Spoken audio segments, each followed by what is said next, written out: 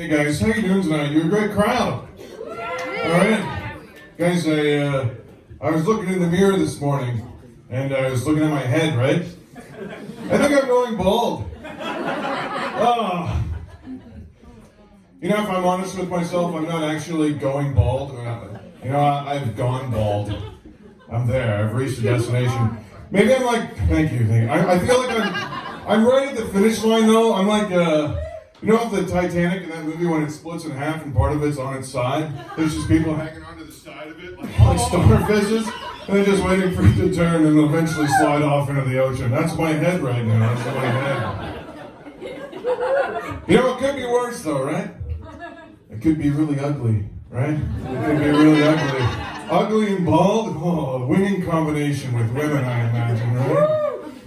Yeah, I think you're just looking to settle at that point. Maybe a couple of kids, a few divorces under her belt, like, you know, just someone who's looking for a warm body that they can trust with their kids for a few minutes while they go outside, smoke 3 cigarettes, and talk to their ex on the cell phone, right? And then that pretty much sums it up, right? Guys deal with going bald different ways, though. Some guys wear the baseball hat, right? That's the easy solution. Some guys shave their head, some guys have surgery. But the guy that I don't understand, is the guy that like shaves his head like right down to the skin. He's disguising the fact that he's going bald by just making himself completely bald. Like I don't understand the logic with that. Like you're hiding your biggest insecurity with the most extreme version of that same insecurity. Transfer that logic over to I don't know. Let's say you're driving down the street. And you have a coffee and you hit a speed bump and you spill a bit on your shirt and you're just like, oh shit. And like for the rest of it, that doesn't make any sense. Or what if you're getting dressed in the morning and you're pulling your pants up and you look in the mirror and you're like, is that a yellow spot in my underwear? Oh man.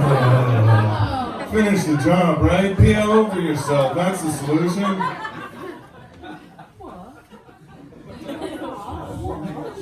Getting a haircut, that's a delight when you're a bald guy.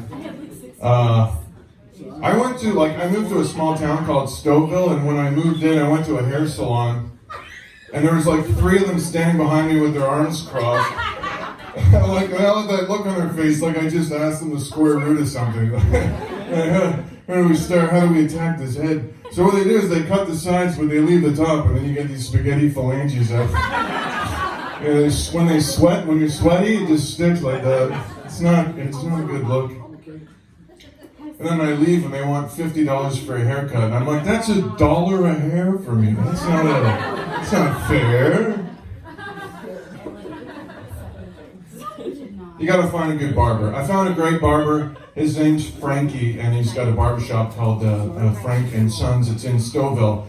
And Frank gives a great haircut. Little Italian barber, about 5 feet tall, 75 years old. And around the mirror, he's got these black and white photos of when he came to Canada with like a pair of scissors and a dream, you know, like a few bucks. And he'll tell you stories about each picture. And if you're lucky, you know, if nobody else is there, he'll sing you a little Italian lullaby. He's just cutting your hair. It's beautiful. Now, it sounds so great, right? But there was like a thing I had to get used to. And the thing with Frankie is he's so short. In order for him to reach the top of my head, he's got to lean on me, and when he leans on me, it's little Italian meatballs and sausages. They just kind of squish up against my elbow. They kind of smear as he's cutting my hair. He goes around and somehow over the top of the back of the chair, all the way over to my other elbow. I don't really know how the physics works doing that, right? But Frankie pulls it off. Maybe he's got big feet, he just extends himself. I'm not really sure how it works. But I gotta say, like, it's comforting in a non-sexual way, right? It's if you could picture 2 little bunnies in a silk bag, like that kind of warmth.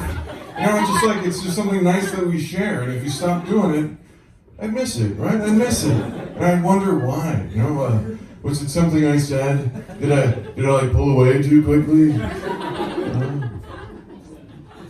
Frank just told me last month that he's going to retire in a few months. I'm like, oh man, I gotta go through this whole thing and find a new place to get a haircut. And he said, don't worry though, my granddaughter's gonna take over. She's 27 and like 4'8", so. Right? Guys, that's what I prepared for tonight. Thank you so much for being a great audience.